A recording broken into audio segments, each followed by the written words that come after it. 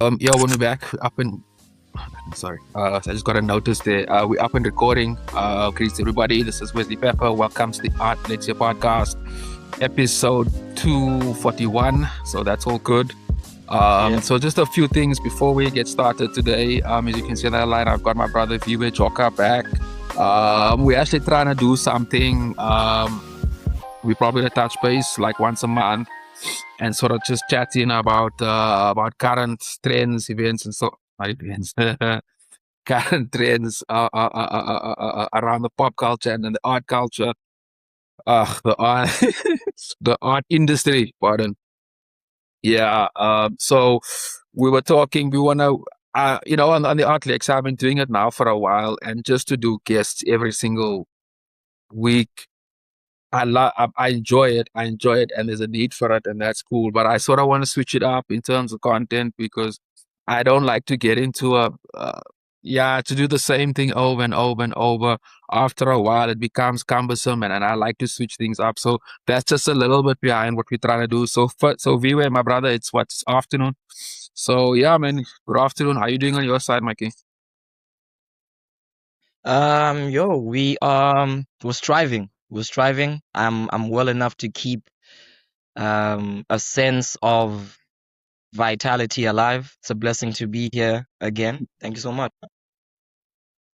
Salute, nah, salute. I like that. Um, yeah, crazy times today, man. Like we were chatting the other day. One of the I would say, as a podcast, let me start off like this. As a podcaster, I've I network with other podcasters from all over, in fact, and other entrepreneurs as well. And one of the most consistent things, um, when we talk about what's struggles and pitfalls that we're having, one of the most consistent things that always comes up is these platforms not pushing our content like they would do anything. So if you find a meme that's already on Facebook that's been shared thousands of times, you repost that and quote on that thing will be seen by way more people than you do if you do your own uh, video or even artwork. And even so, even if you put, and I've also noticed, and this is also, like with a lot of other artists. Oh yeah, wait first. I first just want to label this a difference between art and a content creator. So yeah, we are creating content, but I don't believe as an artist we do, because content is also some selfie TikTok dance thing, and the work we do is genuine art, and I think that's part of the conversation here, because we are artists. We're just looking to understand this platform or all these video and shit and social media platforms where we can share our work, and grow our audience, and get another audience. So I just want to make that I just want to make that one clear. We must come up with another word. I don't fucking like it.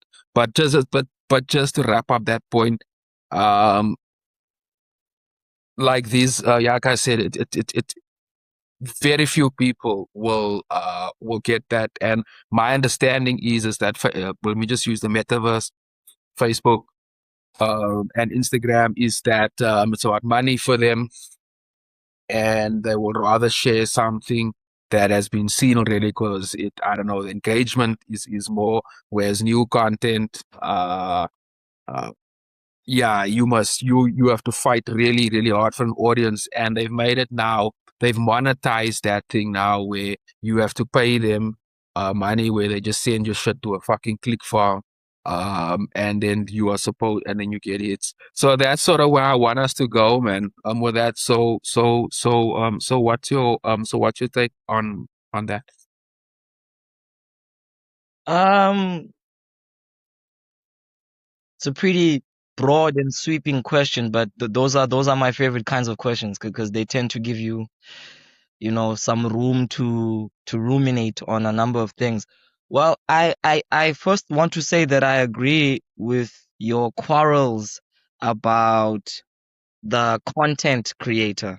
I Mm, I think the concept and the idea of content still remains somewhat nebulous. Like I think most people Mm.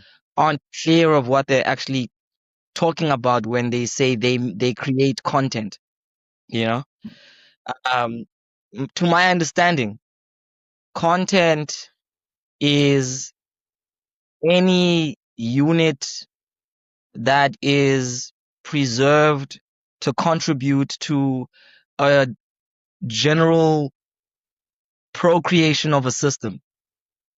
So it's like if we want to make like the basic example of content in an object, like having for instance a coffee mug, where the content is the coffee, and it's like Mm. there's a direct relationship between what the content and the container,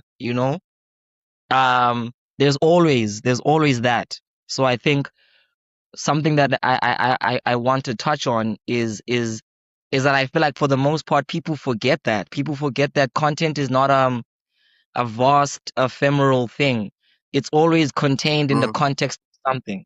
So what I'm trying to Mm. say, if you're having coffee, back to our analogy, having a pretty functional coffee mug contributes to that experience, everything from the size to the handle, kind of determines the workability of how effective the coffee can sit in that cup. So I think when it comes to the content as generally understood today as the kind of intentional output of experiences, most people kind of tend to do that because they see the capacity and potential of their experiences being translated into influence, um, and that influence itself ultimately becoming some form of sustainability, you know? So I think you're completely right when you say, for the most part, content creators are not artists, you know? Yeah. And the reason for that is that the artist is motivated by an urge to unpack their emotions through a medium. You know what I'm saying? So I don't think the content creator, quite often than not, is motivated by the same kind of urges. No, our And so, motivations are definitely.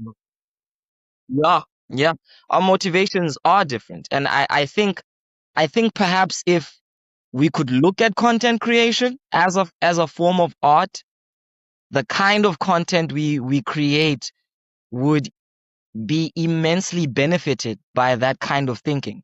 Because I think now most people look at content creation as an opportunity, you know, and you can That's you an can almost interesting point. feel it, you can feel it. There's a palpable opportunist flavor to most of what we see. It's like Mm. the Yeah. only reason, Yeah. not the only reason, I Yeah. might be exaggerating, but a strong reason why a lot of people are in our screens, and why a lot of what we see is even something we can contact online, is that it serves a particular kind of um, outcome for the person doing it, you know?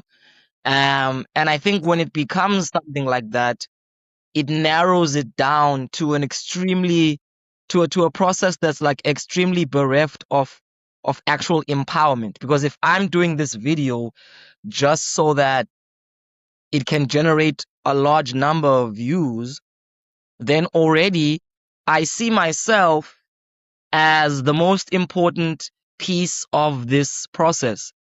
But if I understood that, like, just like the coffee in the cup, I am simply taking something that I value and allowing it to be contained by a certain kind of process, it would allow us to think more about, well, what's the mug actually doing to the coffee?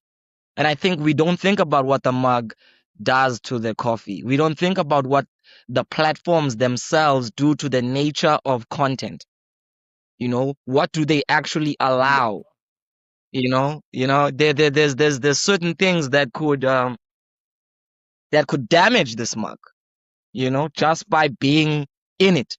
And I think there are certain things that damage social media because they're in that space, you know? So I don't know if I'm being too like mystical and cryptic, but it's like we need to start thinking more about how the actual container shapes the content instead of looking at the Mm. content as something to drive individual personal pursuits and objectives. Obviously, to an extent, those are there because we all need to survive.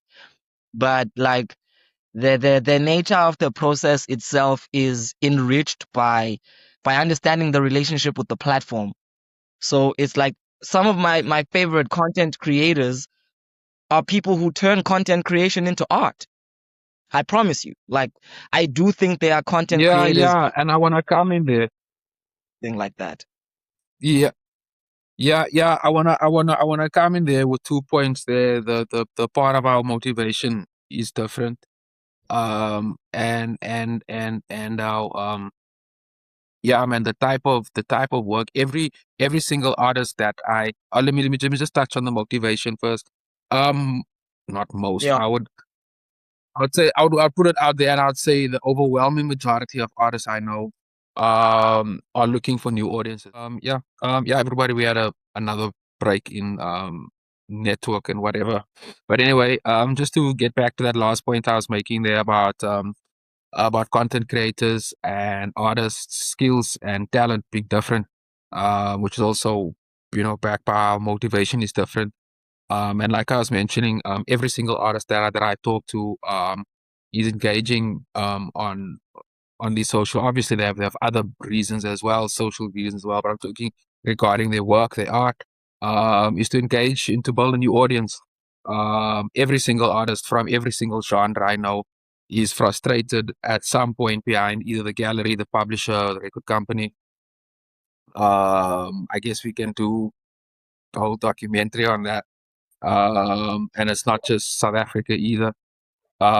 So social media offered us this platform where we can engage directly with the audience and we can hear directly from them. And in theory, it was when we have that connection, then I'll be able to sell you or my work, and you can buy and so forth, and we can build a relationship, whether while however you define that relationship, depends on different people. But that was the basic of the whole thing. And then I think that they came up with this term, content creators, and threw us all in the same van or house, however you want to call it, with this generic title that actually means nothing. It means absolutely nothing, and it has no value either. So I believe to call an artist and a content creator strips away everything. The years that was put into the skill, and just this generic term. It's like the term colored person in South Africa. It means fuck all, bro. It has no history. It just means nothing. And once you are thrown and you got this generic title on you, people who control and who actually run um the manage and run these platforms, they get to do whatever the fuck they want with your work, and I think that is problematic. So I do think that and in order to move forward, we should first start right there by defining who that word. Obviously I use it, but that is because for algorithms and all that type of shit, so they can pick it up and blah blah blah blah blah blah blah blah. But that's still something I'm trying to understand. So yeah, that's a point I want to make on that. Yeah. Yeah. Can you still hear me? Yeah. You can go ahead. Oh, okay. Thank you. Thank you. Yeah. Yeah. I think I'm gonna use another analogy or an example. I think if you look at a painter, um or let's use more than one analogy. A painter, let's use three. A painter, a musician, um and a sculptor. Yeah. I think that'll work. So previously, before the advent of our immersion into the social media culture, a painter created his art, their art, her art, and they kind of knew that there were spaces where that art could be seen as a product, seen as something of value. So there's always the relationship between the painter and the gallery and the buyers and the whole machinery of the art world. And that's the route that people take when they try and leap from just being personally moved by their own experiences to wanting to share these experiences with other people and turn this art into something potentially viable for them. Same thing with the recording artist or the musician. If someone is on stage or if they're in studio creating something that is deeply personal for them, it comes to a point where then if they choose to share it, it transcends them. When they share it with other people, it takes on Yeah. its own. Yeah. And further, it's also attached to machinery of its own. It's attached to an assemblage of its own. The record companies, management, event organizers, and what so have you. And these are the kind of things that make up the politics of any art space and the politics of any art in general.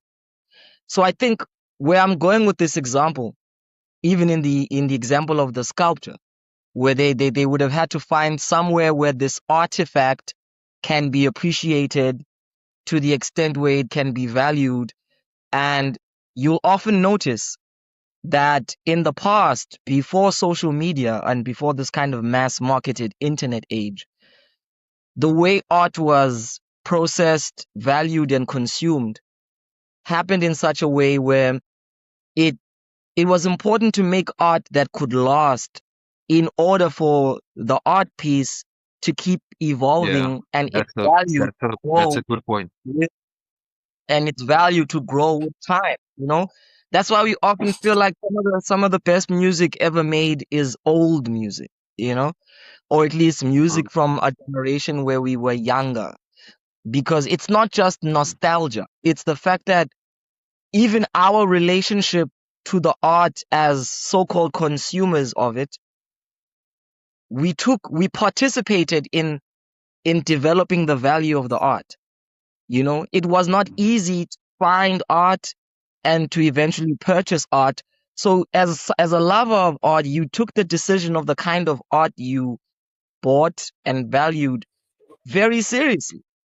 When you bought a CD, you knew you couldn't just fuck around and buy something whack. You took time to maybe go to the little corner where they Yeah. have the head and give it a listen. Yeah. You took time to read magazines, find out about what this musician, Yeah. what they're trying to do with this album. Even with art, visually, you took the time to try and understand who did this, what motivated them. And I think that the one that has been severed by social media, because now the marketplace has quite literally become online, a large portion of it. But an online marketplace is not the same thing as a real life marketplace. A real life marketplace is attached to real direct experiences and interactions with the art and the artist in ways that allow us to learn more about the artwork and thus value it more. This is the importance of things like exhibitions and concerts and what so have you, is because they give us the opportunity to go and see what the artists of our time are showcasing to us as an extension of this environment. I don't think this is the same thing when you see the picture of a painting or when you see a YouTube link to a song or a Spotify link to a song that you can listen to. I think this kind of easily digestible format, in fact, not easily digestible, this kind of easily accessible, excuse me, this Yeah. easily Yeah. accessible format Access. to art taints Mm. our ability to actually digest the art. That's what I really want to say, you know? And so art That's kind dope. of just Yeah. A snack. becomes a snack where you can, That's a That's a brilliant point. I love that.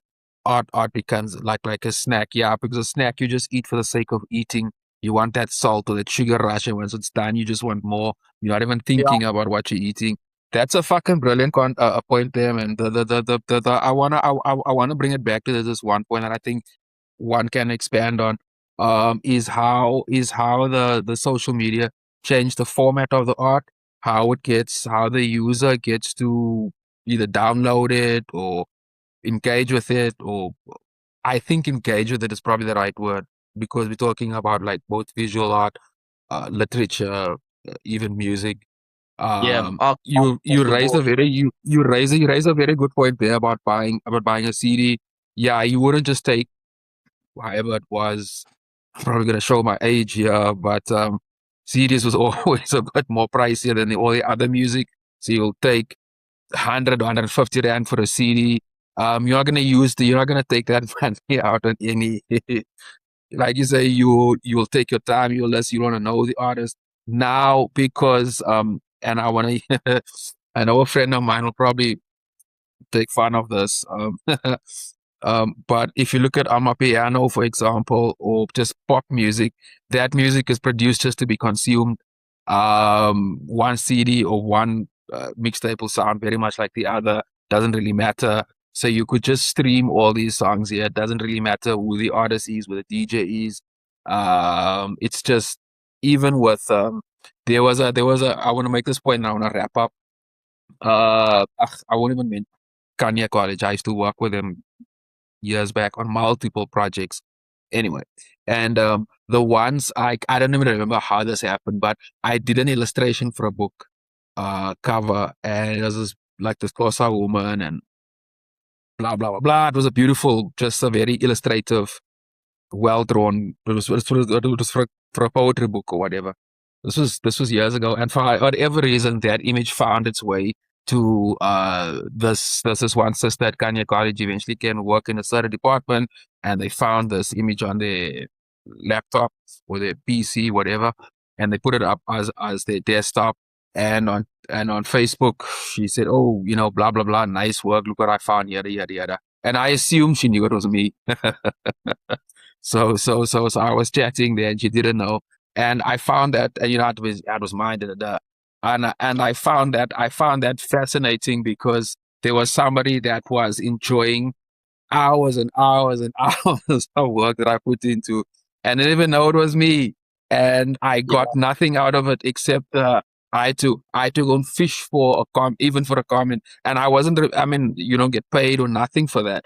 And that was my point. Like by chance they found this work, and it gave them all this, and this, and this, and this, and that, and I got fuck all for it, fuck all. And it's not just me, I'm just using that as me. And that's my point is how these platforms have changed the way we see it. And it seems like a lose-lose situation, don't you think? Because it's such a risk. You put all this music and art out there, it gets reached by thousands of people. You have no way, a tangible way of tracking all that. Yeah, they give you some metrics, but that's very on the surface type of stuff. And you need to have a like page and all these other things, but can only share on that page, not your own page, and there's all these terms and conditions around that. So you share all this work with everybody. There's no way of getting paid for it, and the people don't even know it's you. So fast forward to 2026. Um, uh, if we want to make this a very brief political thing, if you look at Gayton is fucking up our industry, right? Gayton is the worst arts and culture minister ever. And that the bar was already quite low. So to even go below that says something. And artists are incredibly stressed out. And now because it's even coming, there's even a bigger push, and if you look economically and so forth. So now, when we put our work out there, the feedback can be very abstract. And what do what must You see, there's the type of conversations I want, and I want solution. I obviously I don't expect us to come up with a with a hardcore solution because we just don't have the resources for that. But what's Yeah, your take on that, man? Because these, because now, I mean, you can even go further. Can you can put AI on top of it? Because that complicates the thing even more. But like the point is that everyone is enjoying our work all over the world constantly, um, and we get fuck all for it. yeah, yeah. Look, I think I totally agree with you about our current arts and culture minister, and I think why he's a stellar example of how appalling things have become is that he's more of a salesman than his predecessors. And I want to take that back to our conversation that this is essentially what social media right now is trying to turn everybody into salespeople, you know? And when you're a salesperson, you're in the business of convincing people, you know? You're in the business of convincing people to buy into something that will benefit you specifically and possibly eventually others in general.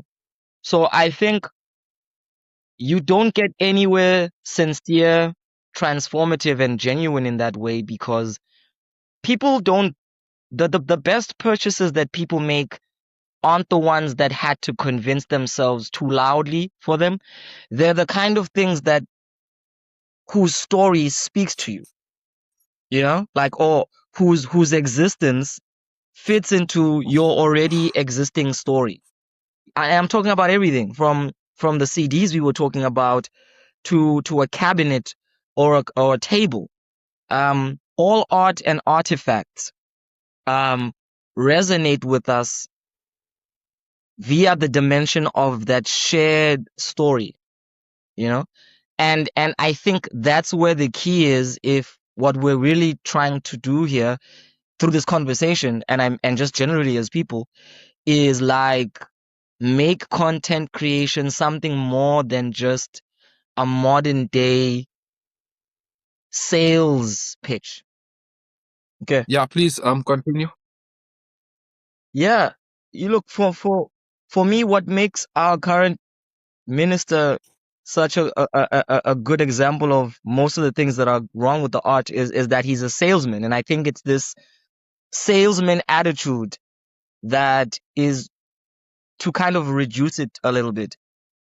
A good way to think about what the problem is in social media because most social media is promoting this idea that essentially what we're there for is to sell ourselves or to sell something about ourselves. And I think the if you look at what that implies, it means that there's a lot of convincing because a salesperson has to convince you. They have to start getting into a kind of a spiel that will tempt or lure you into seeing the value of something you previously did not. But I think the best purchases are the ones that speak to us organically. They're the ones whose story mutually connects with us and whose value seems useful to where our lives are in the moment. So I think the general culture of social media and subsequently content creation could be greatly improved if people understood that for the most part, we stand in a structure that forces us to be salespeople, but what we need to do is become more than that. Let's not stop at the value or the perceived value or the value we believe the value in what we believe we're bringing. Let's go further and actually try and genuinely tell a story. Um, because I think when we tell a genuine story, then we will connect with whosoever it resonates with. And if I could give any piece of actual concrete advice for people trying to surf the current climate of the web and social media to fully and deeply understand what these things are doing to us as we are doing on them is if you're not there to tell your story and you're doing something other than that, or you're doing something without channeling your capabilities through that, then what you're probably taking part in is the empty ritual of capitalistic reproduction. You know, you're offering something, and if you're talented enough, you will garner attention. Um, but it will be the kind of attention that is attached to something transient, and that's why rage bait and shit like always works, because it's temporary, and it's an immediate trigger, and therefore it rakes or ropes people into being part of this commercial dialogue that never genuinely becomes sincere. But if you think about, what am I actually doing online? What do I want to say? Then I think after that kind of questioning, you the answers come by virtue of understanding who your real shared kinship or audience is. Who are the people that you don't have to shout on the top of the mountain for? Who are the people that you don't have to try and rage bait or sell? Who are the people who just get the things that you're bringing across because it comes from a place that is is they can resonate with? So that's what I mean when I say that they are content creators who are doing art, or whose content creation kind of becomes an art, because they think about how to create content that does more than stimulate. But how do I create content that tells the genuine story of who they are, and and the things that they are sincerely trying to get across in the world? Okay, everybody. So, as per usual, we're having network problems, which is such a recurring issue, and I'm genuinely trying to work around that. Viwe, I got some background. Are we Hello? still properly connected? Can you hear and see me? Yeah, yeah, I can. Yeah, no, that's fine. The sound, I could just hear my voice coming from your side. Okay. But yeah, just to my listeners, man. So this is really a problem. I'm trying to work around and be solution orientated. Because it's just happening too often. Yeah. Or maybe I must just change get another app I'm gonna use. Anyway, but I'll figure it out. But my brother, you were just closing in on your point there. So maybe you can just do that. Close wrap up that point, and then maybe I'll come in and then we'll see if we can wrap up after that. Okay. Okay. I don't think the aim is to topple or dismantle the incredible force of Silicon Valley's elite and the technocrats. I don't think that's the point, because we're deeply and thoroughly embedded in these assemblages and structures. We're part of what's being shaped. But if you were to ask me, as Viwe Joka, how can we have a a better structure of online interaction? I think it starts with our understanding of our purpose in the interaction. Are sincere about telling us, those that it will resonate with. We don't try and scream and shout and agitate people in order to be heard.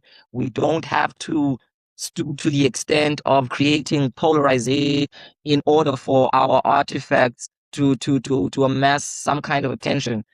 Like I was saying earlier, the best purchases aren't things that had to scream themselves at us for us to feel like we need to buy them. They're things that just felt like the right thing to insert into our lives. Sometimes we were wrong. Most times we were right. But either way, the intention of genuinely relating to something is where the spark is. And so to go back to like the structure of this conversation, not all content creation is art. Most of it isn't, but I think probably enough of it to still create pockets of potential and transformation is happening. There's a lot of content creators who are being very intentional about trying to genuinely tell their story sincerely. So yeah, without like over elaborating on it too much, I think from the tomb to the womb, so to speak, what will really radically shift our our mechanism of interaction with social media is sincerity. People just aren't sincere most of the time. They're opportunist, and it probably isn't even their fault. They are in a structure where they feel they need like that in order to thrive. That's the case.